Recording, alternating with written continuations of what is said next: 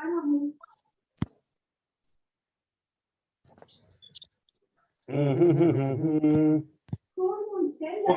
Avi, we are live. Yeah. Shh. Yeah, Avi, we can start. Okay. Hello, guys. Good morning and a beautiful welcome to everyone who is here and all those watching us on YouTube and all those watching us later in the now. So, a big warm welcome. We have a very special episode today. It has two parts. First one, I'm going to be welcoming Ajay. We'll have him talk to us, and then you can ask him questions. He has a beautiful journey of flying to share. And number two, of course, we will talk about the season opening plans, what all courses we are offering. You may have personal questions about what you want to take up, or you have some suggestions. We'll be then opening the session for that. And number three, I've also invited Prateek today. I hope he can join, who is the ASC 360 paragliding insurance guy. Okay, so you can get to talk to him as well. So let's begin. I hope everyone is doing well. And like I shared in the last session as well, you all are very special people. You are pilots, and you have the pilot's perspective, which is very special. When you fly, you are above, all that troubles us on ground, the worldly affairs. You get to go up, you get to be above it all and be free from it all. And that's your power. You may undergo whatever, situations, circumstances, but you always get a chance to go above and forget it all and fly above it all. So keep that perspective.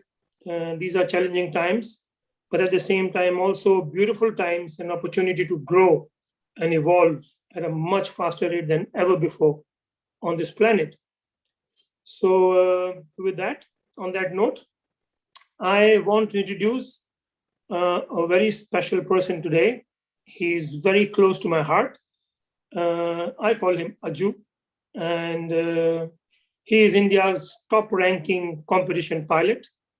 I remember him as a teenager, going to college, and I was tempting him to, leave all that and join paragliding. But he was having, a great time, having a few girlfriends. We used to have him meet, and he was having a great time. He said, "Why do you want to spoil my show, man? I'm having a good time. Why do you want me to go into paragliding?" But soon, the bug bit him. And like I shared, his achievements speak for themselves. He's had an amazing journey. He's been flying in the Kulu Valley. He's been flying in Bees, doing competitions. He's done India proud in the World Cup, where, first time ever an Indian, won a task, which was huge, for our country with all the disadvantages. And, it's a first world sport, but I mean, that's a huge achievement for me. Then he, quite early in his career, he went to Nepal and did most of his flying in the Himalayas there. And I met him there as well. I visited Nepal quite a few times. And he did amazing racing there as well. And like I said before, his achievements, his trophies, his cups speak for themselves. I would like to hand you over to Ajay, who will tell us a little bit about his, paragliding journey. And then, we will ask him, interesting questions. I had recently done, like I mentioned, the SIV project with him, where I got to know him from close quarters. And I will share that as well. So, okay, Ajay, super welcome. He's sitting in the Himalayas. I'm in Goa, and we have people from everywhere. Let's begin. Ajay, over to you. Please share your, flying journey and story with us. Thank you, Abhi sir. It was nice hearing you. And first of all, hello everyone. I don't know all of you, but you might know a little bit of me. Like Avi said, my journey started when I was a teenager. Uh, Living in a village, not having not much idea, but life was still beautiful. I was loving the way I was. So suddenly Avi came and he changed my life. And it's very hard decision when you are studying and you have different head. You're thinking, I will do MBA, blah blah blah blah, and then I don't know, like normally I had this in my head. So when he came in, so he changed, he just showed me all these aviations, and I was like, yeah, nice, why not? My good thing about me was I either don't do things, or when I do it from my heart completely. So I'm totally dedicated to what I do, and I carried on, and I picked up quite quickly. So so they were like appreciating, like, wow, Ajay, you're learning very well. So I was picking up good, and he took a challenge, also flying with me in the first. He was my first passenger in 10 ever. So I remember those days. And even in a very rough conditions, so it's like, yeah, let's go. He was my guide. It was kind of giving me instructions, instructional tandem flight. So I did, and we survived, didn't kill him, and we carried on. Anyway, later on, after I think maybe 5 6 years later, so I decided to go to Nepal. It was 2002 or 2001, I don't remember exactly. So I went there. Did the first season. I didn't think like I will stay for that long, but then the lifestyle and the flying area, because you could fly every day in Nepal. So that kept me there. No? So finally, I spent my 18 years in Nepal, and I had this in my head already before the COVID came, that I will go back to India, and I have to live in India now, because 18 years is quite a long time. Even Nepal, it was beautiful. I was having a great time there. It was like my family. But then anyway, it was in my head like, okay, one day I have to go back to India. So it was like 2 years ago I decided that. And then I moved to India, and it's great again here. So, but I mean, COVID is a different situations. But otherwise, we are lucky that we have the Himalayas here also, and we have the greatest mountain ranges. Beard is, I think, it's really like God gift to us, and it's so close to me. And I see my future here now, and now the plan is like, okay, why not? I was serving myself in Nepal, but now I want to serve myself in India. Obviously, with the Temple pilots, uh, wherever we go, we will organize trips and stuff, and we will be working as a team. And now that's why we are here. And we did this SIV course in, it was like January, February time, yeah, February time. And it was a very, interesting story, because what we had planned before, everything changed because of the bird flu. So we have to really leave everything and replan again and elsewhere, not in the same place also, because we had to leave Himachal and go elsewhere. And then we went to the close by place called Ranjit Sagar, wonderful place, beautiful. Even though we had to live in the tents for 45 days, but we never regret this. We had a great time, and I know in future it will not happen again, because 45 days and plus 300 plus students, and everyone's safe, not even a single scratch, and it's a great experience. And we have to keep up that energy for such a long time, and we never had any arguments with our team. It was just fantastic. Everything was working good. So now I am here, and we have a project working with Temple pilots, and we will run some paragliding courses. And my job will be teaching like axes and thermaling and extreme flying or cross countries, competition flying. So if you have any questions to ask, you can ask me. This is what I can tell you in shortly. So I don't want to waste too much time, but it's all up to you now. You have in your head anything you want to ask me, you please ask. So here we go now. Okay, so thank you, Ajay. Very humbly, put. I must also share with everyone that he's an amazing singer. So, we were camping, in the forest, and every evening we used to, sit around the fire, and, he used to sing, like he sings from his heart. It's beautiful to listen to him. And second thing I must share about him is that he's got the most wacko sense of humor you can imagine. He's mad, you know.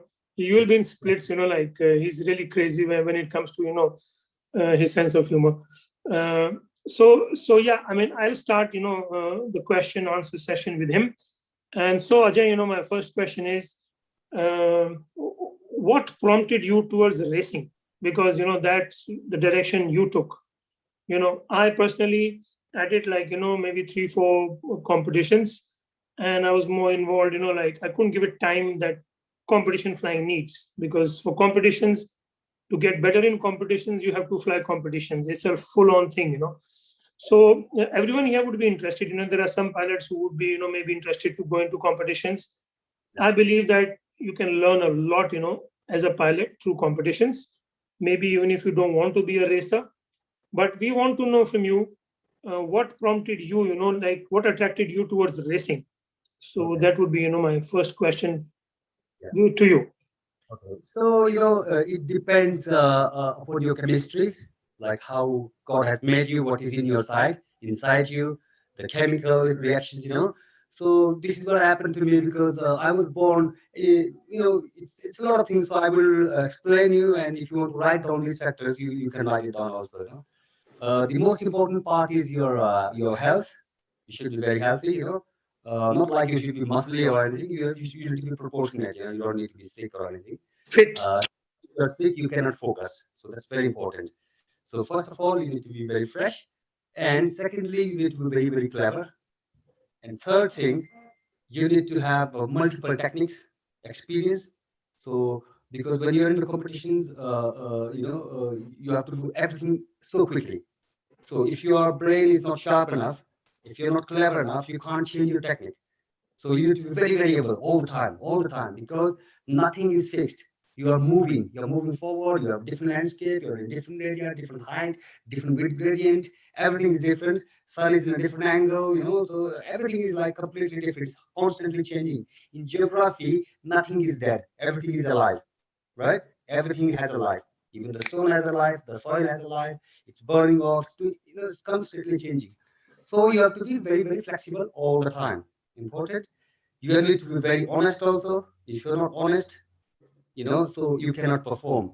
So, and being a cross-country pilot is different because you're learning, you are giving yourself a one task, like one easy line, and you perform that and you're happy, and next day you do another thing, and third day you do another thing and another thing, you practice, practice, practice.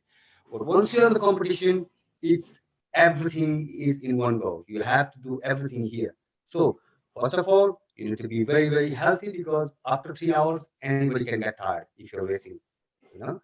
So you have to keep up that energy. You have to see the task. So what is that? Your brain thinks like, okay, how do I save my energy for 5 hours? Because even in first 3 hours, I'm using my 100%, and then after I have 2 more hours to fly, and that's very important time when the condition is getting weaker. So you get mentally tired. Physically and mentally you get tired and you perform weaker in the end, which is very important part. The end part is very important because when everything is weak, you need to perform better. So if you think how can you get better, so it's the best thing is you have to fly in the weaker conditions, because weaker the condition is, it's safer, because that can not collapse your glider huge, but that will improve your energy level. So your techniques, if you're good at weak conditions, means you can be good at any conditions, right? So like normally we say like, okay, this is thermal, this is that, and normally, okay, you do brake and you lean, but you don't know in weak condition, if you are clever, if you are a smart guy, if you have multiple techniques in reserve, so you multiply that glide ratio. My standard glide ratio, I'm full brakes off and boom, boom, and I my best glide. But the climb, as soon as I find the climb, reclimb like say point 2, point 3, and if you are clever, I can convert that climb into double. If it is like point 2 climb, I can make it point 4, because of you keep little speed and then you pumping, pumping, pumping. So you have to know that you never go under that standard speed. If your ground speed is standard speed, you are fine. You can increase, it's perfect, because the speed will convert into the lift, right? So you don't go below that standard speed. If you're below the standard speed, means you are dead. And you must keep your glider flying more. The more area is open, you will climb better, right? And people don't understand this concept much, right? People think like, "Ah, I was doing everything correct, I was doing." So aggression is when the wind conditions is good. It's working full on. So, you can even go thermaling like your glider is like 60 degrees and you can still thermal, because you're entering the core, the thermal is like 10 meters per second bullet, boom, you're no problem. But when it's weak, that's where the technique works, When it's weak, you need to keep it flat and maximum area should be open, so your brakes must be little use of the brake. You can lean a lot and then crank in. This is how you climb. So you have to be extremely good at strong conditions. You have to be very good at weak conditions. So, because if you have to perform, if you have to create the distance or difference from the others, these are the factors, where you have to be special. So in general conditions, you can't really prove. In standard conditions, you can't really prove who's good and who's bad. You have the time, because when condition is strong, you need to be sharp. Okay, you need to go your level above the standard line. You're thinking, you go above the standard, think that way. And when conditions are middle, okay, you think middle. When conditions weaker, you come weaker. Okay, so you have these three things to decide according to the conditions, because that's what is not in your control. Okay, yourself, you are in your control. You can change yourself, but you can't change the weather. You can't change the sun direction or cloud formation or everything, right? So that's why you need to be very honest, clever, and have multiple techniques. And then fine, you just perform, Okay. Yeah. Yeah. Good one. Good one. Ajay, Yes. just come a little closer to the mic, little closer. Okay. Yeah. So we can hear you clearly. And Vanik, please go ahead with your questions. Vanik. Hi Ajay, I've heard a lot about you. You and Devu are very popular in the competition scene and the XC flying scene. And I've never met you in person, but I've definitely heard a lot about you. So, the moment I saw that Temple Pilots is having a meeting with you, I jumped onto the call no matter what. I canceled everything else. Thank you for sharing your time, and thank you to Avi for, bringing minds like, two different mindsets together onto one single call, so that people like us also can understand a few things. Thank you. Ajay, I have two questions for you. Right. One is, how much do you believe being good in cross-country flying is important for competition flying? And the second thing is, personally, how much do you care about the weather before the task of the day, or do you even look at the weather at all, or do you just go to the start gate and start flying? What's your mental approach on all these? I know I want to ask you a lot of questions. I've just limited it to two, so I'm sorry if you can address these two. So, what was your first question? How much do you believe cross-country flying or XC flying is important for competition flying? Okay, so I will give the first answer. Cross-country flying is like you're making yourself ready for the competition flying, right? So if you are a good cross-country pilot, only then you can be a good competition pilot. If Okay. you are not, if you're lacking the cross countries, good cross countries, that doesn't mean that you're racing. You are becoming a very good pilot. Very good cross country pilot is a different thing. And because you will not do stupid mistakes, you will not put yourself in a danger. That's like good cross country pilots' habits, right? This is not like you're going to the dead end and you don't know where to land now. So you always see one option, second option, third option, safety wise. Because every time when you're moving forward, you're in a different area. You're in a different current. Some mountains, faces, or flatlands are green or brown, or there must be some water. So the effect is changing all the time. So you must see. You can't plan your glide ratio. I'm here now. My glide ratio is like 7 to 7, and I will reach here. But you see, the landscape is changing, and you are in a different vegetations. So everything can change. So cross-country pilot means you are learning, you're gaining, and you are a very safe pilot, and you're performing with the, you're a mature pilot if you're a good cross-country pilot. Competition pilot is, there is also a risk involved because you're taking Right. you're touching that limit, but you don't stay in that limit all the time because that can break you. So you touch your limit and come back again. Touch your limit and you say, okay, you get one little slap and you come back again. So it will be a problem if you get one slap and you still carry on, and seconds left, and then it's a dangerous thing. So you see this warning. In competition, you just go to the next, and then it's like, okay, you was left, boom.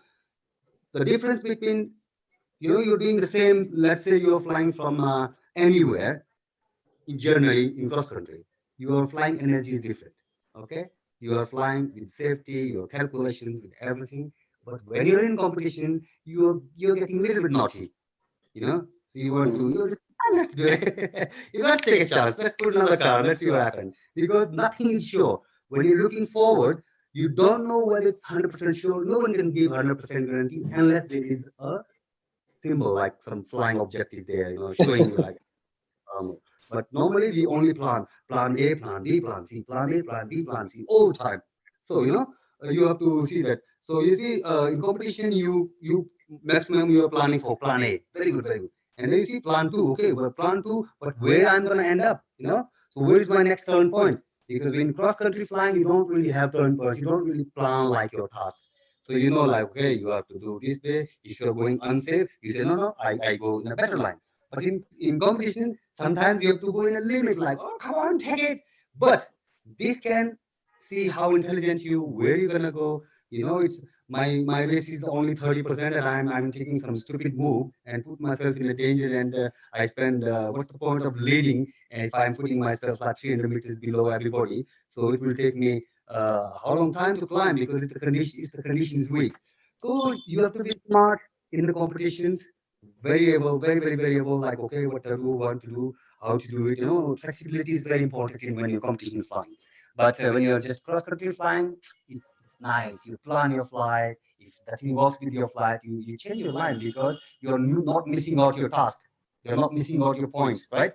So these are the, and is it clear like that way? Yeah, I got that. Yeah, I got that. The reason why I asked is, I think on a podcast once, Aaron Doragati, he mentioned that when he became world champion, the longest flight he had flown was 125 kilometers. He had not flown for more than 4 hours in an XC. So that's why I was like seeing how much was your, what's your opinion about the same subject? The second question I had asked for you was, how much do you look at weather before? So you don't know the task of the day till the briefing happens. So does weather matter to you at all, or do you just look at the task and just execute the task? What's your approach? I see where I am, which country I am. Globally, I have to see the global effect. So see, if I am flying in Maharashtra and I know the cumulus is here, okay. So my planning is different, because cumulus is forming like 2,000 meters or 3,000 meters max, right? If I am flying in Ladakh, the cumulus is forming 7,000 meters. Yeah. Okay, so that's the difference. So you can't really plan, okay, this is fine, this is fine. No. You have to see globally, where are you? Sometimes you are below the equator. Understand? So globally, so if you're under the equator, everything changes, So you have to plan first of all that. My planning is, when I do competitions, wherever I go, I see weather in advance. I don't know what's coming tomorrow, what will be the task tomorrow, but I already checked the weather. And some places we have like registered sites, you can check accurate weather. But in India or some other countries, some countries, they don't have that. So what we see, I check weather in 2-3 different sites. Okay. Okay. And then next day when I'm on the ground and I see it visually, what is happening here. See? Because everything depends upon the pressure. Every day the pressure is changing up and down, high pressure, low pressure, all these weights getting the equilibrium point. That is constantly changing. And you see, like, okay, is the air dense today or drier air, or what is the effect? It is fizzy day or hazy day. So you have to see all this, because if the day is fizzy, the thermals are punchy and finishing, and again punchy. The duration is very short and punchy. Okay. When it's stable air, the thermal is settled, more settled. It's longer, it's easier, and there's less ups and downs. And so surely, when we are going to any competitions, I will check the weather first. When the briefing is done, when the task is set up, I need 5 minutes for myself. Okay, so you're not a person who does QT diagrams and all that stuff. You just look and you kind of understand how the day is progressing by just visually you. Because if you like to make notes and do like mathematics, it's very puzzling. It's very puzzling because everything is very precise, boom, boom, and it's very difficult to plan yourself when you're racing because you are a higher energy. You can't waste your time in calculating this and that. And oh my God, it's impossible for anybody, I think. Okay. Okay. So what you do, you create a wave. You create a wave in your brain. I create my soft wave. Instead of thinking sharp, sharp, sharp, I create softness. So I see my target. As soon as I go below that, I change my decision. Okay? So this is called creating a bridge. So I create one imaginary stranded bridge in my eyes. So when I look straight, I see sky, I see my path, and I also see a ground. So if I'm looking at one point, I have no idea where I'm going and what is happening. So you have to think sometimes it's coming from your, it's like that's where I see it's meditation for me, because you are looking yourself, your light and yourself, you're dropping sometimes. When you do big work and then you're in a big transition, you drop, you rest that time. You're full bar, boom, you're in good space, you're less turbulence, you're nice. Ajay, can I interrupt? Sorry. So for you, the way you sound more like an instinctive pilot. So do you look at the instruments much at all? You said when you're going on a long glide, do you even? Yeah, I do all the time. Just my line. Just your line. Okay. Line and glide ratio. I don't look like what is my glide ratio and what I need next and this because I don't need to waste that. So I see already in my instrument I have fixed or I like okay, what is my next point and how far is my goal line and how high I'm gonna get. But that will change all the time. So if I waste that thinking, looking at my instrument all the time and thinking how I am, it's completely pointless. It's burning my energy. So I will only see when I have 3 moves in the last. Okay. Just before the goal line, I will calculate my 3 moves already. Okay. Okay. That's where even sometimes I let people pass. I say, okay, go, no problem. Because I know you will have to work every single point and the mountain range is going lower and lower or flatter or whatever. So people don't calculate this. They go with because energy level is so high, everyone is racing, everyone is so hyper. Like, ooh. So it's very hard to drop that energy if you are leading the gaggle. So in the second gaggle is easy because there are a lot of people working in the front. It's easier for them. But the people who are in the front and most of the time I find it's like my own decision because I am flying extra small glider. So I get a problem in the last. So I have to change my decisions. I have to be very, So it's easy for me. It's not easy, but it's capable. I am capable of keeping myself in the first gaggle until the 70% of the race. After 70%, because everybody in the World Cup, in any competition now, everyone knows they are full bar, So I am lacking my speed. Top speed is less than the other. I'm like 3-4 kilometers slower than the other. So how do I win the race? So what I do, I will take all lead points from the beginning. From the beginning, I'm taking every lead point. People are going half bar, I'm going full bar because I know the day is working. It's working. Even I'm low, I know I'm going to kick off. I'm going to boom, boom, boom, no problem. But after, when the sun goes like 60% degree down, I know then problem coming. After 60%, when the sun is in the middle, is fine. It's going after 60%, 70%, okay. You need to decide, okay, Baba, you need to be very, very smart. How, where? So you calculate your, so you start to play a little mental game, in the first gag. You start to play a little bit, I need to sneak off, So I need to take my completely different route. If I'm following them, fine. Maybe I will reach 5th position, but because of my lead point, I am still safe because my lead point will match me again. It will put me in top positions. It's fine. But sometimes I see, wow, I'm in a very good place, and these guys are 300 meters below them because I'm good. I believe that I can climb very good. My climbing is very classic, and I'm sorry to say, but yeah, this is how I plan myself. Yeah, but you have a smaller glider. That's why it's like you have to be good at climbing compared to, because they're faster than you in gliding because they're bigger gliders. Yeah. And also there is some fine techniques that I use. I don't see anybody else is using that. Okay, technique, okay.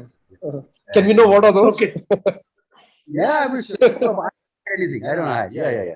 So, Sure. but it's difficult to explain here when you are in Explain the it in. training. I will Okay. teach you. I'll tell you how it works, right? Only one person in the entire life has seen me doing this and actually said, like, bloody hell, you're like this. And that was Jan Martel, the world champion of 2011. And he was every race, he's just behind me and watching what I'm doing, you know. So he judged me like, what the hell are you doing, you know? So he said, okay, you do this, and I see this, yes. I say, okay. This was the only guy who caught me seeing, you know, he saw me actually like, this is what I do, my technique. So that's why I say how to multiply things, you know. Okay. Okay. The glider is given to you, it will fly the way it's flying, you know. But you can multiply if you're clever, if you're clever, you can multiply. It's nice. You know, you Okay. can. I spin my glider quite a lot, you know. Interesting. Okay. Okay, How to we'll stop Vainik for a moment. I think the other people wanted to ask questions. Oh, sorry. And I see Alok is here today. Alok, go ahead. Thank you, Avi. Ajay, can you hear me? Yes, I can hear you, Alok. Okay, Ajay, nice hairstyle or unhairstyle. Yeah, nice one. I was a bit scared of asking you these questions, but okay. You're talking to but Shakal. Akal, yeah, I said the same thing a while ago on the chat. Okay. Ajay, so my question to you is, I've seen you lead in the competitions for a really long time, but in our last competition, I saw you that you were not able to lead the way you are used to. And in such scenarios, when things are not going your way, how do you deal with those emotions, or how do you deal with when you see the failure coming towards you? Yeah. See, it's a task committee who decided task, you know. So I was in the task committee, and then these guys like they want to keep everything super simple, right? So it was really boring to do this kind of task because you're doing nothing, just one climb, and you see each turn point, you're doing 14 kilometers, just one glide, full bar. Full bar, you're going to one turn point and turning back again. Full bar, not doing anything. Oh, and after another climb and then another, I did like 22 kilometers one glide, and I was leading, and then I was asked by the guys who were following me, they said, why did you slow down? I said, Baba, I didn't slow down, I'm full bar, it's just, I can't perform. My glider, you know, the smaller aircraft cannot fly faster like you guys, you know. So I was full, it's more difficult to fly. The smaller the glider is, more twitchier, and lesser performance and lesser everything. So, you know, so that was the case. I knew, look, it's a very frustrating, even when the task is decided. I knew already, like, it's not the task, you know. But I'm not in the committee. I cannot make 100% decision. But the last day, the top pilots, they were all like unhappy, like, what is this? What is happening? What kind of task is this? And someday the task, when it doesn't need to be stopped, so the task was stopped, you know. It was a little bit very frustrating because, you know, when you have mismanagement, you know, you don't know what is happening. It's difficult. And the last task, I had to say, like, listen, you know, keep it safe and nice, but keep it a nice, playable task, yeah. You know, it should be mix of everything, you know, not just one climb, boom, boom. And this is what happened. The top pilots, they all failed, and the guys who were flying bigger glider and faster glider, they won, boom. This is what happened. And second day, when I bombed out, it was I wanted to, because first day I was I don't know, fifth or sixth number, and I wanted to lead the second day so I could cover the first day, because I knew there is no other day. So in 3 days, nothing is working, you know. And unluckily, I bombed out on the way back, and I was smarter that way. I could follow that. There was two guys in front of me. I could follow them again to the dead end. You know, it was very lowest, and there's no save. And I was thinking like, okay, you know, there is only possibility is the thermal, and that's not working. And I will sneak to the other side. There is a ridge lift, and I can get that lift, and then I say goodbye to these guys. That was my plan. I thought I'm gonna say them bye bye now, and they cannot catch me anymore. But it went other way. I bombed out and they slowly climbed and boom. That, you know. But yeah, Alok, you know, it was a very different. You know, if you are the best pilot and you are given a slower glider, you can't do anything. You know, so it should be playable for every people. Smart game. You should give options, multiple options. That's where you know, task committee is it's intelligence. How you set up the task. There should not be one line.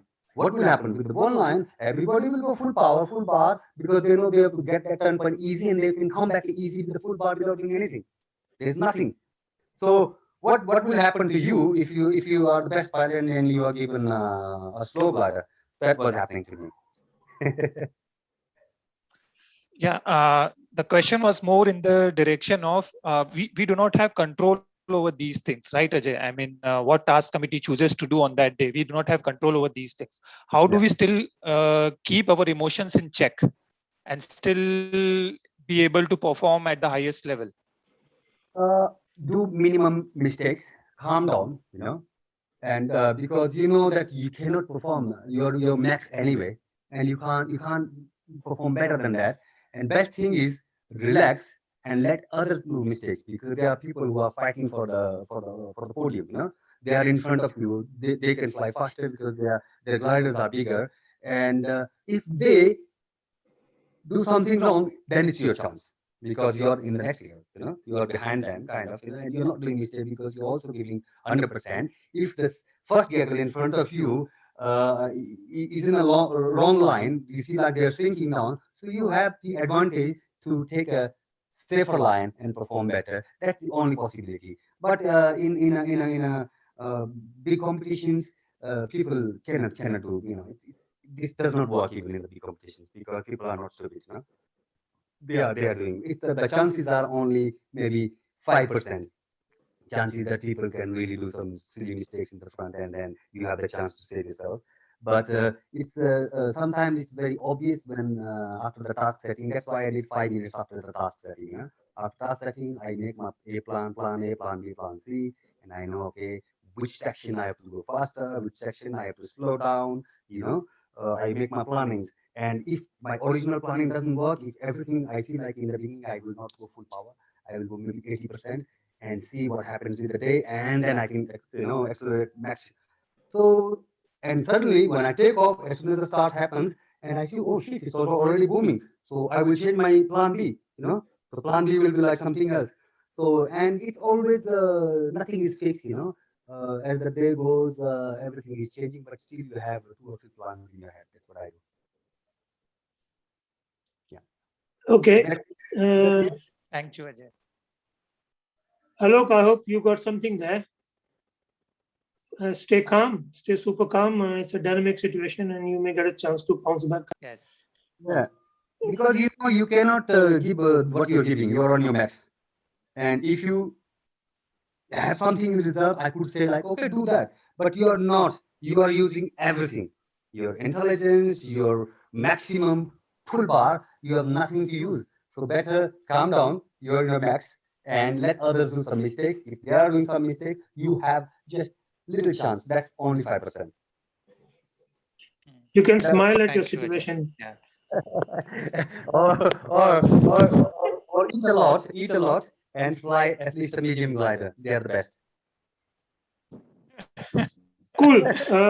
Do we have another question, or can we move on to the second part of our meeting today? Nina? Okay. Any question, guys? You can ask directly. Okay, so I think we are 45 minutes into the session. We can move on to the second part of the session. But guys, we are organizing this competition training session as well in Beer this time. So I'd like to invite Alok as well, join us for those days. We'll be setting up tasks and discussing strategies and tactics and playing them out, and it'll be good to have experienced pilots flying with us in these tasks, so that the group that we are training has a little advantage of markers and stuff. So yeah, we'll discuss that with experienced pilots who've done competitions like Alok, and it'll be interesting to develop that story there. Okay, so guys, as you may have seen my post about the plans that we made, I'll just quickly go over it again. The courses that we planned for Bir and Bilaspur. So first and foremost, from 28th September to 2nd October, we have 5 days given for basic or advanced SIV course, and you're welcome to join. Please let us know in time.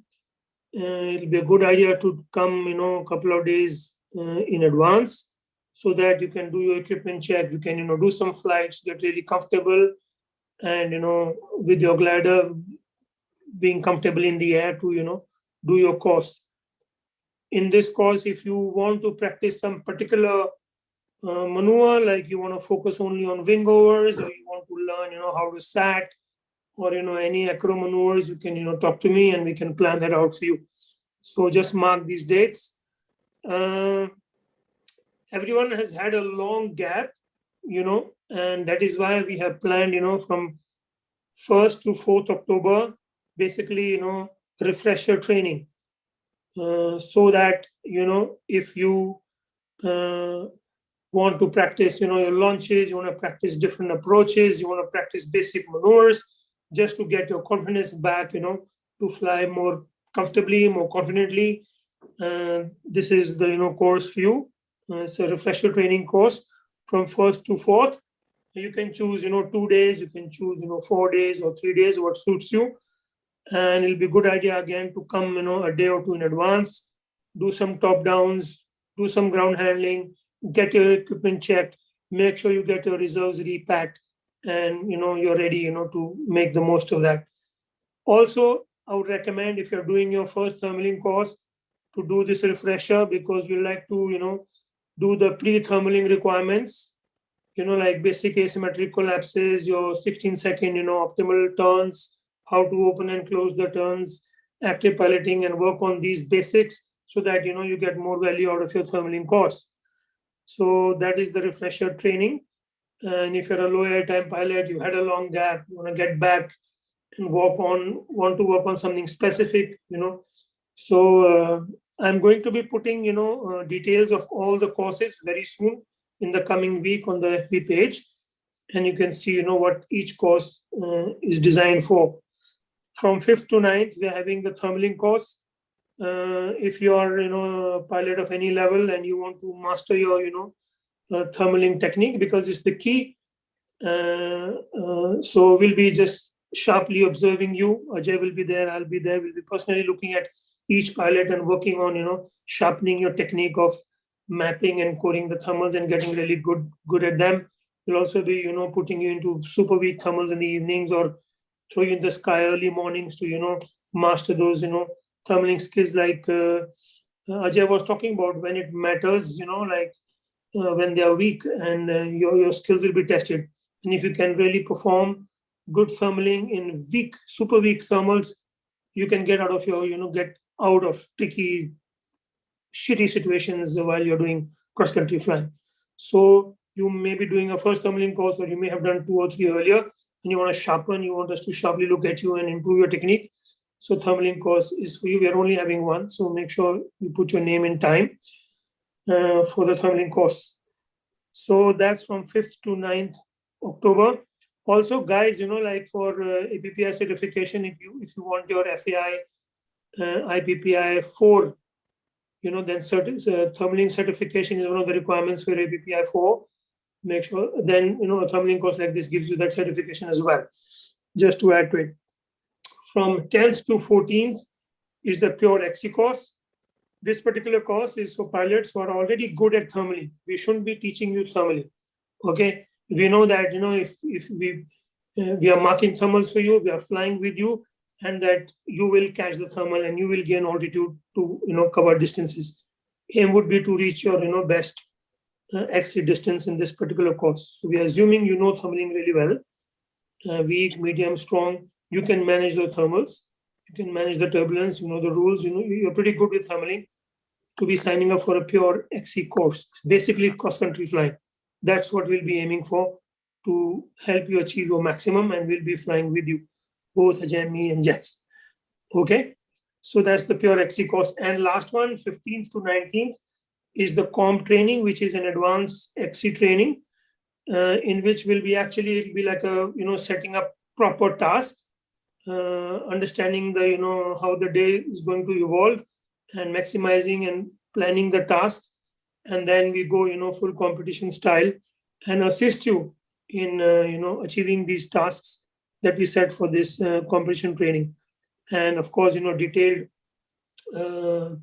debriefing with using, diorama to see, where you were at what time and what you could have done differently to, increase your speed or take better lines. So this will be aimed at, like if you want to, prepare yourself, let's say, for your first competition, or you want to improve your, your flying speeds and techniques for competition flying. So this particular course is aimed for that. And of course, again, I'll be putting up, details about each of the courses very, very soon on the FB page. So yeah. So any questions, anybody has regarding, what they want to choose? And my recommendation would be, just talk to your mentors, your instructor you're comfortable with, and see, what kind of course suits you best. It's not like other times we used to generally do 2 thermaling courses and 2 XC courses, etc. We're just doing one each this time. Same for SIV. We're just doing one course and not like, 2. So make sure that you tell us in time to get your place. It'll be like first come, first serve basis. So guys, like I open the, house now for questions regarding, the plan. The season is going to be opening in Kamshet on 15th of October. Like I mentioned, we are partially opening the season. We'll be probably taking just beginner courses. We'll be flying tandems. And then 21st of October, it is full operations on at Kamshet at our base. Assuming everything is, going fine with the COVID aspect as well. We'll keep that in mind as we move into the near future. So yeah, so guys, that's the plan. Any questions, guys?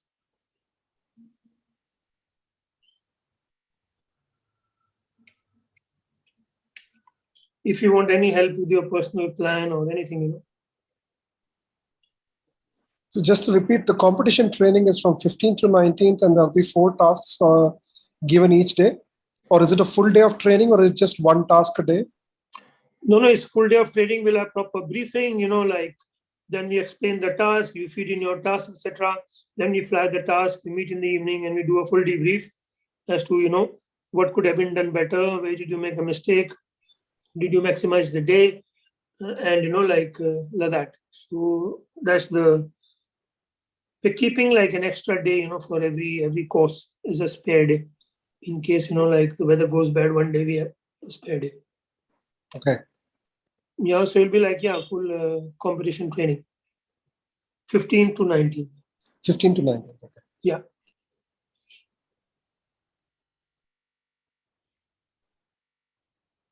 So is Alok joining that? Alok, can you hear me? I'll try, Ajay. I have work schedule packed at that time. Okay. My colleagues are on vacation. 2 colleagues are on paternity leave at that time. Okay. So I do not know how much time I can manage, but some of the time in between, because I see 15 to 19 days Saturday, Sunday, immediately I check the calendar, kitna time mil raha hai beech mein. So I will join in between, of course. Yeah. What's your questions? What I told you to calm down and relax, and you can't because you have nothing to use. You're giving your attitude. Are you satisfied with that? Come again, I did not get you, Ajay. I said that your answer of your question was like to relax and calm down because you have nothing to use. You're giving your 100%. So that was my answer to you. Yeah. I'm satisfied. Yeah. क्योंकि उससे ज़्यादा कुछ करेगा है ही नहीं आपके पास है कुछ नहीं है because आपने सब किया कभी-कभी क्या होता है कि आपके पास glider होता है कि you can still push it more but if you are already 100% because of your glider size or whatever and you have nothing left so you better you calm down relax let others do some mistakes then you only have a chance that's all otherwise bye carry a bow and arrow. or a air gun. Air Okay. gun, yeah. Okay, Or- guys, a few. Invisible paramotor. You can just go completely offline, and no one follows you. Yeah, these guys, in teams, they used to start circling, two guys, and others will feel, there's a thermal there. It's just decoys, like they used to use these techniques. So maybe, you could try that as well. Okay, a few notes I'd like to share. Okay, Ashish, your question, please. Yeah, hi. So basically, I've been told to do like a refresher, basic SIV, and thermaling course to start off with from this big gap. And from your dates that you mentioned in the this thing, you guys are going from 25th September to Bilaspur, I guess. Yeah. So is that when we join? And Yeah. So plan for you now would be that you come 2 days early to Bilaspur. Okay. You do top downs and just warm up flights. Do your basic SIV. Okay, which is a refresher only for you. Okay, you don't have to do a refresher separately. So the basic SIV is kind of a stronger refresher, and you're ready for your thermaling course. So that's 23rd of. Yeah. All right. Yeah. So you don't have to do refresher and basic SIV both. You just do one, which is good. Okay. Understood. Yeah. Thanks. Cool. So I'll just share a few notes with everyone that I had put down, for reminding everyone things that are important. One is that, you need to register when you go flying in Bir. So you will need your license. And, oh shit. Can you hear me? Yes, Avi. Yeah. Okay, because the electricity went away here. Okay. So license and insurance. Okay. I don't know if Pratik is here. Pratik, are you there? Hey, I'm there. Okay. So Pratik is here. You can ask him, questions also directly about insurance. But your license and your insurance are mandatory, and you will need these two to register yourself in Bir to be able to fly there or take any training course or fly yourself. Okay. So that is number one. Make sure you have them. I hope you know now that you can actually print your own license. Okay. And you will have your FAI, IPPI, International Identification Card as well, along with the APPI license. Okay. All in one. Number two, any of the courses you're coming for, please come a day or 2 days earlier at least. Just do some warm-up flights. Don't directly jump into a course because you're not at your best. So do some warm-up flights, get your comfort level, your confidence back before we start. And you have to coordinate with your instructors, with our team, for your equipment check. Before you reach there, you already planned your equipment check, your glider, your harness, your connections, your reserve. Make sure you book, if you want to repack, you have to repack. It's 6-month duration. So make sure you repack your reserve, and we'll be having a simulator there, practice a few deployments. So you're, on the top of your game. Okay. So equipment check, reserve repack, very, very essential before, you start flying there. And at least a day or two of warm-up flights before you start any course. Okay. Then accommodation. We are generally at Skydiver. It's a pretty decent hotel. I think most of you know about it, but you can check. We are based there. It is very, right next to the landing area. We land and you can walk to your hotel, which is very convenient. And, then it's easy to get together and, get a car and, go in the morning as well. There'll also be our briefing and debriefing, area. That's where we land a simulator as well. So that's that. Traveling, manage and book your traveling in advance once your booking is confirmed with us. And especially manage your weight. You're carrying your glider. You have a limited weight, you can carry.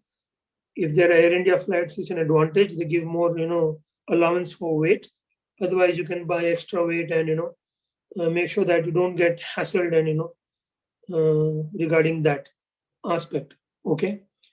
And if you, coordinate, we can all, talk when somebody is leaving, you can coordinate, sharing a cab, from the airport, etc., which can be done, on the FB page. Okay. That's that. So yeah. And if you have any doubts about, you're not feeling sure, you don't know which course you should go for, please talk to your mentors. You can talk to me. And if you want to book, just email us so that, we can book a place for you. And yeah, about time we start flying. Okay. Yes, Rohan, you can ask a question directly.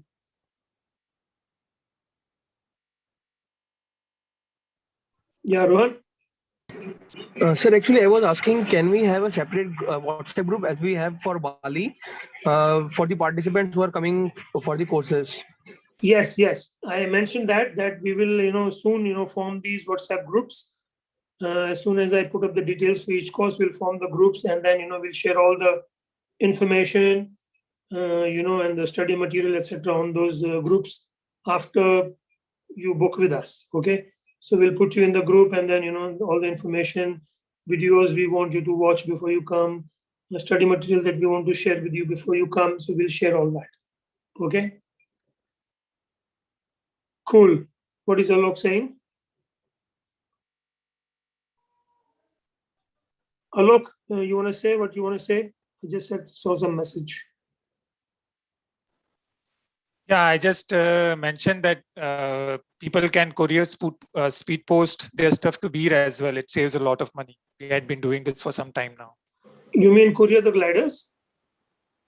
Gliders, yeah. Glider is also okay. And if you are not comfortable, because I know people could be sentimental about their gliders, so they can courier rest of the stuff, clothes and everything. Yeah, so it automatically half of the weight goes away.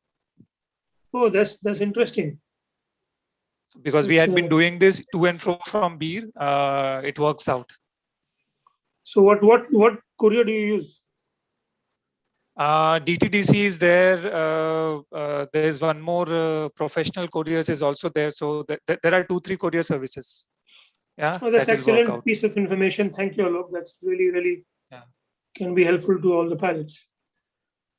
Okay. Even speed post works out. Normal post works out. It's quite cheap. For 400, 500 rupees, you can send 15, 20 kgs easily. Oh, wow. Wow. That's really good. That's really good piece of information. Thank you very much. Okay, guys, Pratik, do you want to talk a little bit about, paragliding insurance? And if people have any questions, Pratik, are you there? Hi, Avi. Can you see me? Yes. Guys, please welcome Pratik. He's the only one in India who's, providing this special insurance for paragliding particularly. And you don't have to lie to your insurance that, you were, actually, walking up a hill. So yeah, Pratik, go ahead, please. Thank you for joining us today. Thank you, Avi. Thank you for inviting me. I mean, and it's great listening, Ajay, to Ajay. I think I met Ajay last year and he had hair, I think at that time, possibly. We were constantly talking to you when we were doing this SIV, operation, where guys were coming without insurance and, you were handling it on the phone and all that. Yeah. Right. So it was very quite a nightmare. quite a good way to do the insurance, because it was something I think I was, but it was welcoming thing, because a lot of people are right now avoiding insurance per se. So I think I'll quickly talk about what we do very quickly, 1 minute, saying that our focus is adventure, sports, insurance, search and rescue. So we are dealing with adventure, safety, and we are an adventure safety company. So that's what we are doing, be it paragliding or be it any adventure sport. And that's our focus. We don't do motor insurance. We don't do, life insurances. We just do adventure specific insurances, be it for competitions or be it for, let's say, tandem paragliding or your regular travel as well. Right. So you can actually secure, and that's what we are trying to do and develop new things in the market, because there is nothing there in India. Since last 4-5 years, we are working very focusedly on this subject and trying to do something in India. Right. Of course, there are a lot of gaps right now, and we are working in that fashion. So I think any insurance, there are two kinds of it. So one is, let's say if Temple Pilots is organizing a course, so it will be course specific. One could be for a month and you are going for a solo, flying anywhere in India or world, in fact. Or one will be your annual insurances. So where you can just buy one, let's say a medical rescue card, and you can fly wherever you want. You can do whatever activity you want. And that's the ultimate vision of ours, where you just call us and we'll be able to help you out with your hospitalizations or evacuations or claims. So that is what we are working on. So there are two kinds, short-term and long-term. So these are the very basic structure. And then, of course, insurance involves the comprehensive 360, coverage. Because when you are flying, a lot of things can happen, and you must have gone through quite a bit. So one is, of course, we start with accidental death and disability insurances. Of course, there are permanent disabilities and temporary disabilities. Then there are hospitalization because of accidents, of course. And there are sicknesses as well. So people do get hypothermias. People do get high altitude sickness if you're flying at those sort of areas. And then there is one thing which all the pilots have requested me over the years is public liability, or their own third-party liability when they are flying. Then there is, of course, we added a reconstructive surgery benefit. So if someone wants to actually, unfortunately, met with a huge accident and they want to, there's a fracture in their hip bone or one of their elbows or something. So there is something called reconstructive surgery. And then, of course, OPD benefits. And then there is medical evacs. So medical evacuation means any mode of evacuation, which is through air, via air, heli evacuations or fixed wings, anything, road ambulances, and of course, search parties as porter, guides, instructors and or medical experts. They are trying to retrieve you from somewhere. So those all evacuations are included in this. And then, of course, we are trying to include now something called, there is one for trip cancellation as well. And then we are also trying to include event cancellation. So tomorrow, if there's a course and there is corona, someone actually met with, unfortunately diagnosed with corona, so they can actually claim that course fee probably in future as well. And that is what we are working on. And we are also working on something, though I'm not very sure and confident at the moment, is something called sports equipment cover. So in case your precious equipment stolen, gets, someone actually steals it, or so there's a proper FIR, we can actually reimburse you some part of that money as well. So we are working on that holistic approach where your medical, your evacuation, your death and disability, and your travel with equipments can be covered in a holistic sense. Of course, as Avi knows, we are always very a little on the higher side for the courses or probably anything, because the sample size is very small, and the kind of claims we get from one accident is huge. So we have paid 2.25 lakhs also, we have paid 3 lakhs also, we regularly pay 75,000 to 1.25 lakhs with every accident. And the kind of clientele right now, the kind of pool which we have for, let's say, paragliding particularly, is very small in India at the moment also, because people always choose, I think, United and Oriental, 140 rupees, 600 rupees, 1,000 rupees insurances. Then, so that is where we are.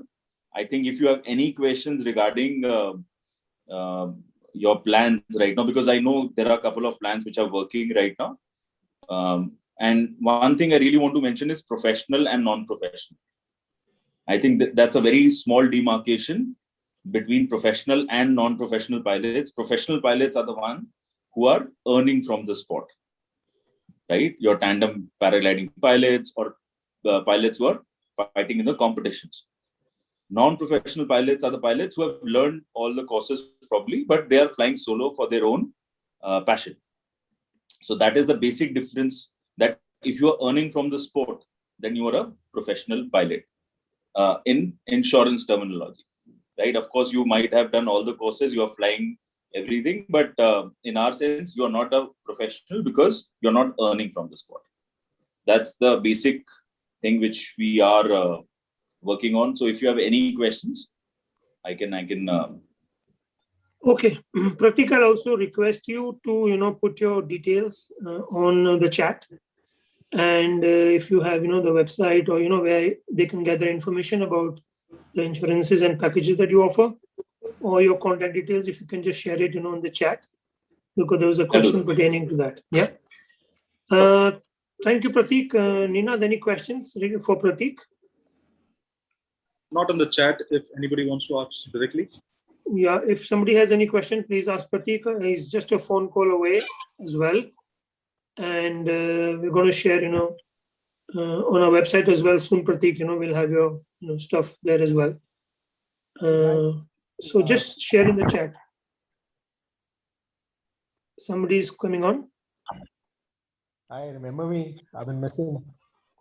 Hey, KK. Hey.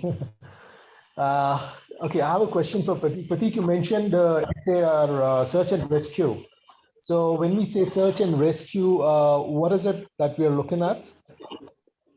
And are there any particular areas, or is it just like anywhere?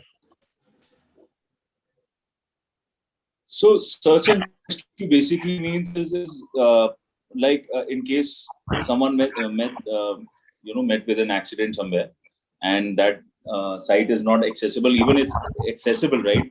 Even it's a normal accessible site, person need to get transported from that crash site to, let's say, the nearest medical center, right? So that small portion, maybe in an ambulance, maybe in a helicopter, is also part of the evacuation or a rescue process.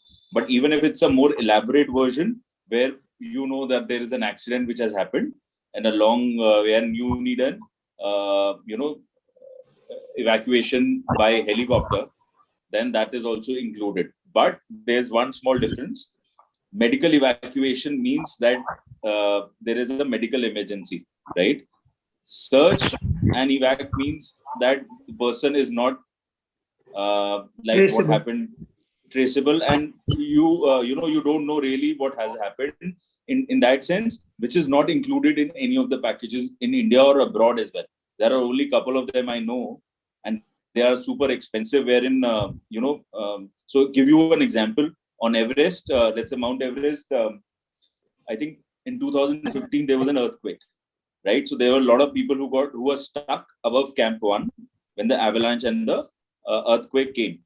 So they were stuck and there was no medical emergency. They just called the insurance providers across the world, and they all said no, because there was no medical emergency, right? So these are the small fine prints you always have to go through when you are buying a insurance cover or a cover for you.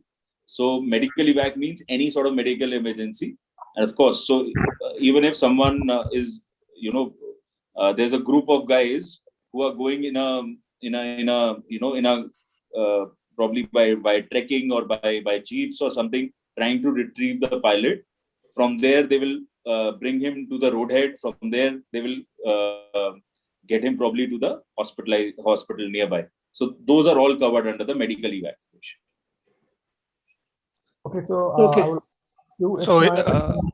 if I was flying in the high mountains, like behind B, which is not accessible, very honest, you know about the Bead Mountains, the back mountains? Right. Yeah, so if a person was to somehow land in those places, it's for a lot of pilots, it may not be possible to walk out of those pieces because of the ravines and the treacherous cliffs that we have over there. So it may not be a medical emergency, but it just may not be possible for the person to walk out of the place. So how do we define that? So that is not a medical evac. That will be coming under the search and sort of retrieval portion of it, which is not included in any plans at the moment. But if it's a huge demand, if there's this thing, we could also work on it. But I think that will be super expensive as of now, because medical evac anyway is very expensive. And but yeah, we could, if that might be the way forward for us. I think what is the huge demand that you are looking for in order to provide such a service? So that will be again depends on what kind of how many people want that coverage and how much they can pay ultimately. Because if we are sharing, for example, 1,000 rupees within 100 people and 1,000 rupees with 10 people, of course, we need to look into that and what kind of claims we can expect out of it. Because then we want a search party, right? So do you want a helicopter evac from there, or do you want a group of guys guiding you back? It would be ideally helicopter evac, because any one day extra would mean a person might end up dying. Right. And anyway, the communication is anyway not possible because most of us is not carrying satellite phones also, and there is no two-way communication apart from the IMASAT or I think InReach, I think. And there is, India doesn't allow two-way communication also in Garmin.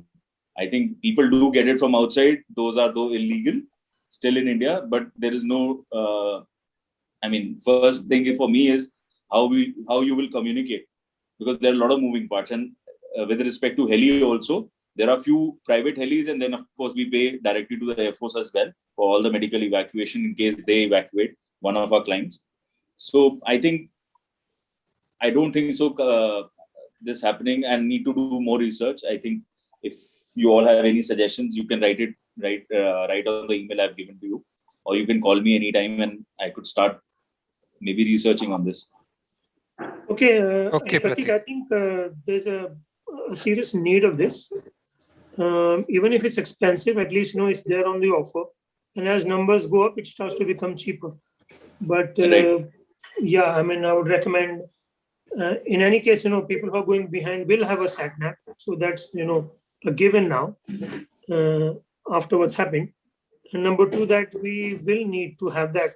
Even if it's expensive, it's okay. And as the number go up, the cost can come down. So guys, you can send him an email and talk to him about this. And yes, we will kind of need the SNR as well, Pratik. No, we are very keen on doing that. That's what my mission is actually. It's my mission to give a proper rescue structure in India. It's not pertaining paragliding, because all the paragliders are probably fitness enthusiasts also. They might be doing a lot of trekking, and you anyway have to do trekking when you land up somewhere, and you are doing biking, and you probably want to do a lot of other stuff, right? There are huge numbers there are huge numbers in trekking as well. They are also the clients. So I think the numbers won't be a problem actually. And these guys, so that is not right. These guys in sitting in Kulu, they are providing kind of at least search, facility on their helicopters. So you could talk to them, coordinate with them. Other than the Air Force, they might offer something on compassionate grounds, something better. So we are working with those Air Himalaya guys in all the Himalayas, yeah. Right. Yeah. So we are working with them. In fact, we always tell all our clients that even if we will also try to arrange in India, Nepal, it's very easy. Other places, it's very easy for us. But in India, even if we are trying, you also try. Whoever gets the first heli, please take that. We will obviously financially back the whole thing. And we always do that. So on, let's say in Jammu Kashmir and in Ladakh, if Air Force, because Air Force is allowed in those areas because of the inner line permits, we always pay directly to them, even if local DC is organizing it. Cool. So we'll look forward to good news in this direction from you. Please work on this, because this guy is pretty good, who owns Air Himalayas, and he was quite cooperative, when this situation happened in Bir, in sending the chopper. So fine. So yeah, please keep us informed, and hope you get this going for the entire adventure community, not just paragliding pilots, but all trekkers and whole. I think there are big numbers there for SNR as well. If you don't mind, Avi, quickly, one thing I really want to mention is that sometimes when you are flying at a very high level and for longer days, the insurances might look might look a little expensive, but I'll tell you that our coverage starts from one day And one day, as basic as very small cover is for 150 rupees for a solo pilot. Let's say if you're flying, if you're planning to just do 2-3 jumps in a day, and you just want to cover for one day, we can start from 150 rupees. But also for a 1 week, it starts from 500-600 rupees. So 400-500 rupees, 600 rupees. I think that'll be a couple of cans of beer in those areas. So I'm pretty okay. I think you're not that expensive. Of course, when you go up and take higher coverage, then things get little expensive then. Fine, yeah, it is what it is. But this coverage, Medivac, you have it, and the search and rescue will be good. I think numbers are there, including the trekking guys as well. So please look at that, and cool. So thank you, Prateek, for joining us, and Thank you. Good being associated with you. I'd like to thank Ajay this morning for joining us, and we'll see him in Beer now, and we fly together. The energies have gone down a little bit. We've been talking about insurances and accidents. So cheer up. It's just a talk. It's just in the mind, and nothing has happened. Nothing's going to happen. But it's best to be prepared and have a free mind that in case things go south, we are prepared, and and we can have our fun and the joy that paragliding gives. So thank you very much. Enjoy your weekend, and like I mentioned, you're special people. You enjoy the pilot's perspective, stay above the clouds, and don't get caught up, with the things of the world too much. Stay free, stay humble, stay empty, and keep the pilot's perspective. Stay above the clouds, and just visualize going there and not get caught with, anything really, because it keeps changing. And yeah, thank you very much. Good to see you, Malar. Have a beautiful, beautiful day. And I will share with you, the details of each of the courses. Hope you join us. We are going to have an amazing time together. We'll be listening to Ajay singing as well and enjoy his wacko sense of humor and have a great time together. It's the time to come together and have fun together. This will give each of us, the energy that we all, need to keep afloat and, soar. And the pilots have to lead and, bring the light to this world, I feel. Okay, so stay above the clouds, keep everyone around you happy and shining. And thank you, Ajay. Thank you, Prateek. And thanks, everyone, for joining us. It feels beautiful. And we'll see you when we'll see you in a week or two.